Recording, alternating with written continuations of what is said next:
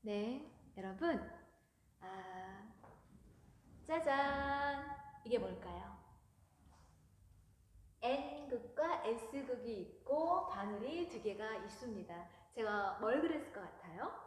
음, 나침반이죠? 네. 자, 여러분, 저한테 있어서 독서는 무엇인지에 대해서 제가 우리 이 단원 1차 시때 이 의미에 대해서 얘기를 하겠다라고 했죠. 자, 어, 성석재 씨는 책 속에 길이 있다 라는 말로 글 전체를 딱 마무리를 했죠. 책 속에 길이 있다. 네. 자, 저한테는 이렇습니다. 자,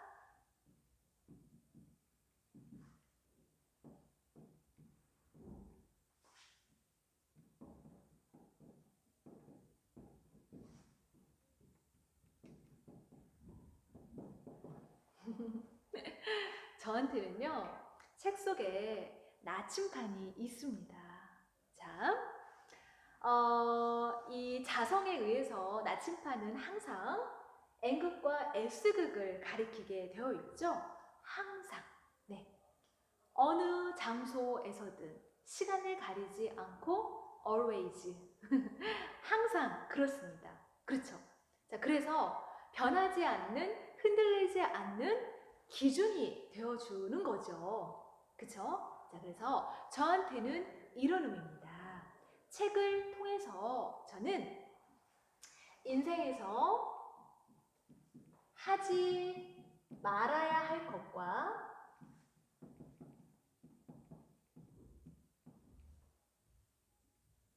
꼭 해야 하는 것. 네.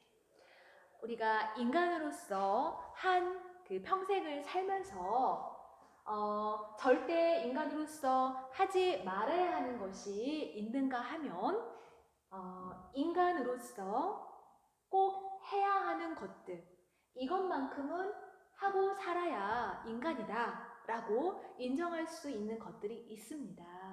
저한테는 바로 N극과 S극이 이런 의미이고, 책 속에서 바로 이 나침판의 바늘과 같은 이러한 것들을 저는 배웠습니다. 네. 물론 저에게 이런 나침판과 같은 그런 어떤 존재들이 있었죠. 저의 부모님이 그러하고 또 선생님들, 스승님들이 이러한 역할을 하기도 했습니다. 하지만 제가 앞 시간에 얘기했듯이 우리 인간으로부터 받는 위로와 예술 작품을 통해서 받는 위로는 분명 그 섬세함의 어떤 정도 차이가 있다고 얘기를 했지요. 그런 것처럼 우리 부모님이 좋으신 분들이었고 제가 만난 선생님들이 훌륭하신 분들이었지만, 그러나 아주 정말 속속들이 세밀하게, 그리고 제가 원할 때마다 바로바로 그렇게 나타나서 저를 달래주고 다독여주고 위로해줬던 것은 아닙니다. 그러나 책은 다르죠. 네, 책은 제가 책장에서 빼서 제 손에 딱 올려놓은 그 순간, 그러니까 제가 필요하면 언제든지 제가 부르면 달려오는, 즉각적으로 나에게 오는 그러한 존재입니다. 자, 그래서 선생님은 책 속에서 정말 제가 그 어떤 인생의 그 부분 굉장히 많은 방황들을 저도 경험했겠죠.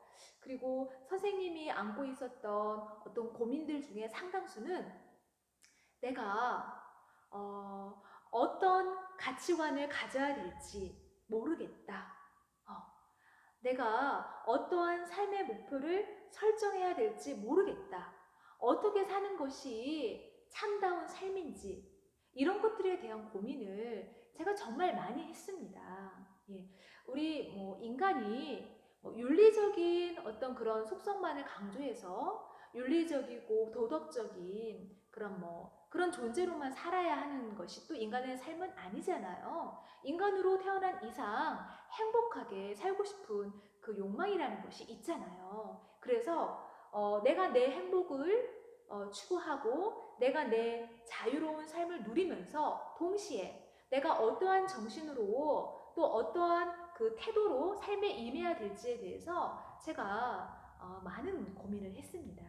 그때마다 제가 나아가야 할 어떤 제 인생의 길을, 그 방향을 잡아준 것이 바로 제가 읽은 책들입니다. 네, 그래서 저는 책을 통해서 꼭 해야 하는 것과 꼭 하지 말아야 하는 것들에 대한 개념 정리를, 개념 규정을 명확히 할 수 있었습니다. 그래서 정말 제가 읽은 책들이 저에게는 너무나 값지고 소중한 어떤 그런 존재들입니다. 자, 북쪽은 이렇고 남쪽은 이렇고 그럼 이 동쪽과 서쪽에는 또 뭐가 있냐라고 또 궁금해하는 학생들이 있을 수 있겠는데 이쪽은요. 얘네들은 필수 사항이고요. 이제 이쪽에는 인간으로서 누릴 수 있는 어떤 자유와 행복과 이런 어떤 것들이 이 양쪽에 다 이렇게 포진되어 있습니다. 그러니까 제가 설정한 나침판을 통한 저의 어떤 인생을 그려볼 때 예를 들면 히, 노, 에, 뭐라 이 정도로 해둘까요? 그러니까 이렇게 인간으로서 느껴야 되는 이런 그 감정들, 정서들이 있잖아요. 우리가 인간으로서 느끼고 싶어하는 것들, 그리고 피해갈 수 없는 그런 감정들, 정서, 이런 경험들, 자, 이런 것들도 같이 누리고 당연히 즐겁게 행복하게 살아야 되니까요. 그쵸? 그리고 그 가운데서도 잊지 말아야 할 것들은 이 N극과 S극이었던 거죠. 네. 자, 그래서 선생님의 어떤 이런 N극과 S극이 되었던 그 작품들을 몇 작품들을 잠깐 얘기를 하면 선생님은 고등학교 시절에 그 조정래 씨의 태백산맥과 아리랑을 그 장편 대화소설이죠. 거기에 심취했었어요.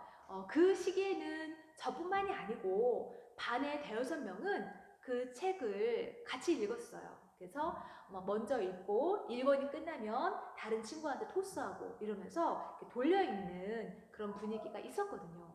그때 전 정말 지금도 그 충격을 잊지 못해요. 이제 태백산맥을 먼저 읽었어요. 태백산맥이 아마 먼저 출간이 됐을 거예요. 그리고 이제 아리랑이 그 뒤에 나왔는데 사실 그 시간적 흐름으로 볼 때는 이제 이게 우리의 그 한국사, 현대사를 담고 있는 그런 소설이잖아요. 아리랑이 시대적으로는 더 앞선 시기를 배경으로 하고 있어요. 그러니까 일제강점기부터 해방 무렵까지 그 내용을 담고 있고요. 아리랑이. 그리고 태백산맥은 여순 반란 사건, 그 해방 그 무렵이죠. 그때부터 6.25 전쟁, 그리고 휴전 협정까지 이렇게 이 시기에 우리 한국의 그 역사를 담고 있고 그런 역사적 흐름 속에서 우리 민중들이 어떠한 삶을 살았는지를 그 많은 등장인물들을 등장시키면서 아주 다양한 모습들을 보여주면서 그때 저는 인간에 대해서 그리고 세계에 대해서 정말 놀라운 경험을 했어요. 그 충격은 이런 것이구나. 인간의 어떤 본성? 이제 인간의 긍정적인 본성도 있지만 그 추악하고 타락한 그 환경에 좌지우지되는 인간이 어떤 그 자신의 의지로 어찌 해볼 수 없는 그 아주 뭐라고 해야 될까요? 굉장한 힘의 압력으로 그 환경적인 요소들이 인물을 제압을 하거든요. 그런 상황들을 다양한 그 상황들을 선생님이 경험하면서 정말로 많이 놀랐습니다. 제가 그때까지 제가 직접적으로 경험한 것들, 제 주변에서 이렇게 보아온 그런 어떤 사람들, 그런 인생들을 뛰어넘는 아주 폭넓은 그리고 심도 깊은 인간에 대한 경험을 했어요. 그리고 역사, 현실. 예. 이러한 사건들이 우리 역사에 있었구나. 전혀 몰랐던 그런 것들을 막 많은 지식과 막 그런 뭐 자료들 정보를 통해서 막 저에게 쏟아지는데 정말로 너무 흥분됐습니다. 예. 그래서 뭐 밤새서 그 시리즈들을 막 이렇게 막 일주일, 2주 만에 막 다 읽고 그랬거든요. 그리고 태백산맥을 너무 재밌게 읽고 그 다음에 바로 또 아리랑의 심취한 또 그런 독서 경험을 선생님이 했거든요. 자, 그리고 대학교에 갔어요. 대학교에 가서 선생님이 러시아 문학에 눈을 뜨게 되었어요. 선생님은 톨스토이의 안나 까레리나라는 작품을 굉장히 흥미있게 읽었고요. 그리고 톨스토이보다는 사실은 도스토옙스키의 소설에 더 매료되었습니다. 도스토옙스키의 소설 중에 카라마조프가의 형제들, 그리고 악령, 지하로부터의 수기, 지하 생활자의 수기 이런 작품을 통해서도 정말 상상도 못한 놀라운 경험을 했어요. 카라마조프가의 형제들 그리고 악령 그 소설을 보면 거기에 다양한 인물군이 나오는데 그 중에서 어떤 그 선한 인물로 대변되는 그런 어떤 등장인물보다 악의 축, 악의 세력으로 그려진 등장인물들이 이렇게 말하면 좀 그럴까요? 상당히 매력적이었어요. 그러니까 그 단순히 그 사람의 머리끝부터 발끝까지가 다 나쁘고 다 악으로 물들어 있고 이런 게 아니에요. 굉장히 그 나쁜 어떤 범죄를 저질렀고 나쁜 행실을 보여주는데 그 사람을 다각도로 비춰봤을 때는 그 사람을 마냥 비판하고 부정할 수 있는 것도 아니더라고요. 이해가 되는 거 있죠. 인간으로서 나라도 저 사람처럼 저렇게 행동할 수 있다. 그리고 때때로 내가 나를 들여다볼 때 내 안에 저와 같은 본성도 있다. 이런 것들을 제가 생각을 하게 되더라고요. 그래서 사람을 단순한 어떤 간단한 그 기준에 의해서 좋고 나쁨, 옳고 그름을 판단하는 것이 아니라 다양한 기준과 잣대로 사람을 들여다봐야 한다는 어떤 깨달음? 사람을 입체적으로 다각도로 살펴봐야 한다는 어떤 그런 깨달음을 제가 정말 충격이라고 할 수밖에 없는 그런 놀라운 경험을 제가 했습니다, 여러분. 여러분들도요. 그런 여러분들의 의식에, 여러분들의 정신세계에 아주 강력한 펀치를 날릴 그런 작품들을 만나시게 될 거예요. 그 시기가 선생님도 고등학교 때 그 경험이 있었으니까요. 지금 여러분들 중학생이니까 아직 지금 그런 경험을 하게 된다면 저보다 빠른 거고요. 그리고 지금까지 그런 경험이 없었다 하더라도 전혀 본인에게 실망하거나 초조해할 필요는 없다는 거죠. 자, 그래서 선생님의 어떤 독서 그 경험에 대해서 얘기를 좀 했습니다.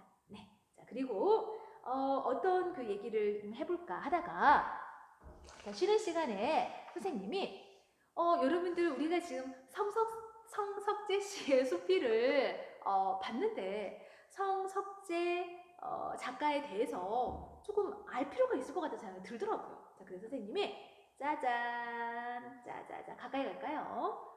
자, 성석재 작가님은 이렇게 생겼습니다. 자, 어때요, 여러분?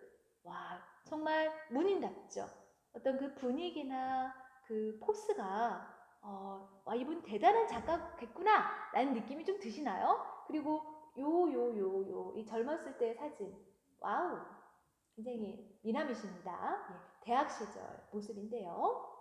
자, 일단 이 사진이 여러분들에게 어떤 선입견과 편견을 주려고 제가 이걸 보여주는 건 아니고요. 자, 궁금할 것 같아서요. 이분이 도대체 성석재라는 분이 어떤 분인지. 자, 그리고 이 성석재 씨가 이제 그분의 그 작품 활동, 문학 활동으로는 얼마나 대단한 분인지를 또 여러분들에게 알려주고 싶더라고요. 그 선생님이 이렇게 자료를 또 쫙 가져왔는데요. 자, 여러분. 여기 지금 나온 자료들은요, 이분의 그 작품들, 이분의 책 제목들이에요. 와, 이렇게만 봐도 엄청 길죠, 여러분. 그쵸? 자, 그리고 선생님이 여기 지금 노란색으로 체크한 부분은 뭐냐면, 수상 경력이에요. 수상 경력. 자, 우리 나라에 권위 있는 문학상들이 있어요. 그 문학상들을 이분이 얼마나 많이 탔는지 아세요? 자, 동인문학상. 우리 그 한국의 대표 문학상들이 있죠. 그러니까 문학상이 아주 많은데 그 중에서도 그래도 뭐라고 할까요? 그 뭐 좀 역사가 오래됐고 좀 더 그 권위 있다라고 하는 그런 그 3대 문학상 있어요. 이상문학상, 동인문학상, 뭐 현대문학상 이런 것들이 있거든요. 근데 이분은 동인문학상과 현대문학상을 수상을 했습니다. 그 외에도 와, 한 10개 돼요. 이걸 제가 쭉 다 읽지 못하는 점 이해해 주시고요. 선생님은 이분의 소설 중에 황만근은 이렇게 말했다. 이 작품과 조동간 약전이라는 소설을 읽었는데요. 대학 시절 조동간 약전은 대학 때 읽고 황만근은 그 이후에 한참 지나서 읽었는데 정말 재밌어요, 여러분. 여러분들 그 작가가요, 그 소설가들이요, 글 잘 쓰는 소설가가 있고 말을 잘하는 소설가가 있는 거 아시나요? 예, 그러니까 글을 잘 쓰는 사람이 꼭 말도 잘하는 건 아니고 말 잘하는 사람이 글을 잘 쓰는 것도 아니잖아요. 그런데 이 성석재 씨는요, 글도 잘 쓰지만 일단 재담꾼이에요. 아주 그냥 입담이 아주 구성지고 그렇게 유머러스하고 재밌을 수가 없어요. 그래서 그 뭐 이렇게 속된 말로 입을 잘 턴다라고 하죠. 이분은 정말 아주 입을 잘 터는 그 문학인들 사이에서도, 문인들 사이에서도 아주 재미있는 분으로 유명했다고 합니다. 자, 여러분, 성석재 씨에 대해서 우리 교과서에서 간략하게 그분에 대해서 76페이지 볼까요? 자, 고작 3줄짜리로 이분에 대한 정보가 나와 있는데요. 거기 보면 그런 얘기가 있어요.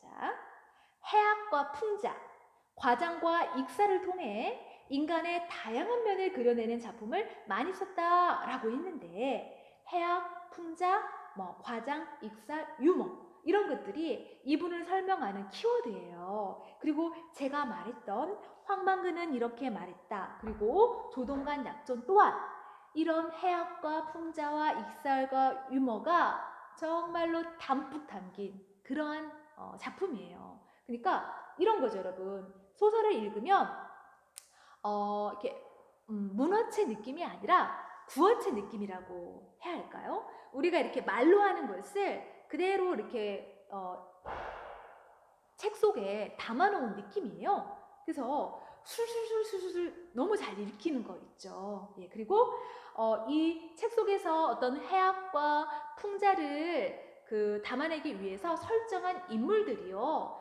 이분은 좀 공통적으로 어떤 인물들을 그 주인공으로 설정을 하냐면 우리가 사회에서 조금 이렇게 모자라거나 어딘지 좀 부족하고 뭐 이렇게 어눌하고 어수룩하고 한 그런 인물들을 주인공으로 내세워요. 그러다 보니까 그들이 하는 언행이 우리들로 하여금 어떻게 웃음을 이렇게 유발을 하는 거예요. 그런데 그러한 그 사람들을 통해서 그러면 그 인물들을 비판하느냐, 그 인물들을 공격하느냐, 그것이 아니에요. 네, 성석재 씨는 그들의 삶을 통해서 오히려 그들에게서 어떤 그 참다움, 인간으로서의 참다운 모습, 그리고 어떤 가치 이런 것들을 끄집어내서 그들처럼 그렇게 살지 못하는 우리들을 되돌아보게 하고 반성하게 하고, 예, 그리고 사회의 어떤 부정적인 모습들을 그러한 선한 인물들을 통해서 비춰줘요. 그렇게 해서 비판의식을 많이 제기를 한 그러한 글들을 썼습니다. 자, 그래서 선생님이 그 작품에 대한 스토리를 자세하게 얘기를 하는 것보다 제가 이렇게 얘기를 하면 이것이 여러분들의 호기심을 건드려서 언젠가는 이 책을 읽게 만들지 않을까, 여러분들이 이 책을 읽게 되지 않을까, 이렇게 기대를 하면서 이렇게 이 정도로 얘기를 정리할까 해요. 우리가 이렇게 방송에서 이렇게 맛집들을 이렇게 음식 프로그램들 많잖아요. 맛집 소개를 하는데 지금 당장 그 맛집들을 다 이렇게 찾아다니지는 못해도 그래도 우리 기억 속에 어느 지역에 가면 그 집을 꼭 이렇게 한번 들러봐야겠다라는 그게 있잖아요. 그것처럼 오늘의 이 국어 수업 시간에 제가 여러분들에게 했던 이 작품들이 여러분들의 그 뇌리에 남아가지고 언젠가는 그 책을 찾아보게 할 수 있는 거잖아요. 그런 차원에서 소개를 하였습니다. 자, 그러면 잠시 쉬고 다시 올게요.